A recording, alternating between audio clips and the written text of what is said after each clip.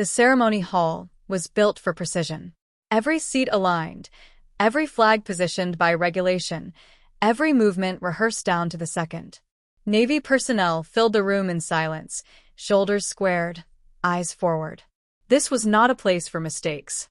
When the command signal was given, the room moved as one. Everyone sat. Everyone, except a 3-star admiral. At first, no one reacted. Senior officers sometimes delayed a second or two. But the admiral didn't move. His posture stayed rigid, his gaze fixed toward the front row. Not on the podium. Not on the flags. On an empty space. Beside a K-9 handler standing at attention, a leash clip hung unused. The dog was missing. The admiral raised his hand slightly. The motion alone froze the room. "Hold," he said.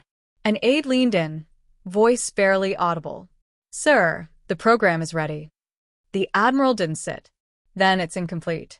Attention spread quietly through the hall. Schedules were tight. Cameras were live. This wasn't supposed to happen. The K-9 unit was delayed, the aide explained. Logistics issue. The admiral's eyes didn't leave the empty space. That unit outranked the schedule the moment it deployed. No one argued. Phones vibrated discreetly. Quiet instructions moved through the back corridors. The handler never moved.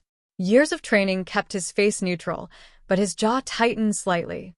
He hadn't been told why the dog was removed, only that it was temporary. Minutes passed.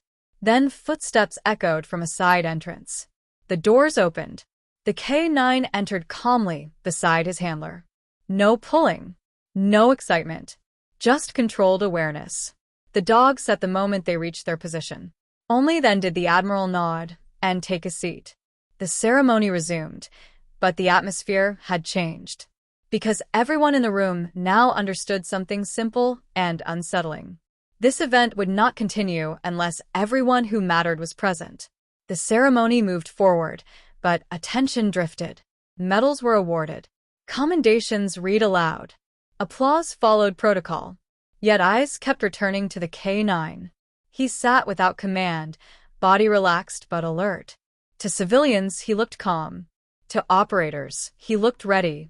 Months earlier, this same dog had entered a structure ahead of his team during a night operation. Sensors failed. Maps were outdated. The dog wasn't.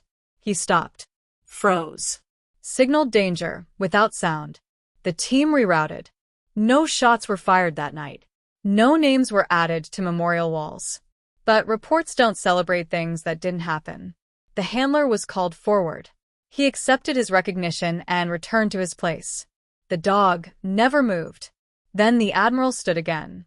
"This ceremony recognizes service," he said, voice steady. "But service doesn't always wear rank." The room fell completely silent. "Sometimes," he continued, "it walks ahead of us into risk we don't yet see." One by one, operators rose to their feet. Not on command. By choice. The handler felt the shift before he processed it. His throat tightened, but he didn't look down. The dog remained seated, unaware of the weight he carried. The admiral stepped down and stopped in front of the K-9. "Good work," he said quietly. No cameras zoomed in. No applause followed. None was needed. Officially, the ceremony ended without incident. The schedule resumed. The footage was archived. On paper, it was just another event. Unofficially, things changed. In planning rooms, K-9 units were no longer listed as optional. Transport delays triggered automatic holds. No one argued when a dog wasn't ready. The handler returned to routine. Training. Patrols. Long hours with no audience. One evening, he stood with the dog near the fence line as the sun dropped low. "You didn't know," he said quietly. The dog flicked an ear, unconcerned. He didn't know why the admiral stood. He didn't know a room full of elite personnel waited for him. He knew routine, trust, and the handler at his side. That was enough. The handler realized something then. Leadership wasn't about speaking the loudest. It was about noticing what others ignored and refusing to proceed without it. Time moved forward. The handler rotated out. The dog slowed with age. One day, the leash came off for the last time. No ceremony marked the moment.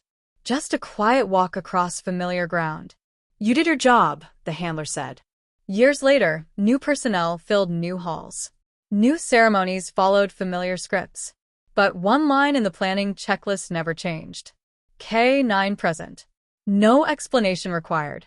Because once, in a room full of rank and protocol, someone noticed what was missing and refused to continue without it. And that refusal quietly changed everything.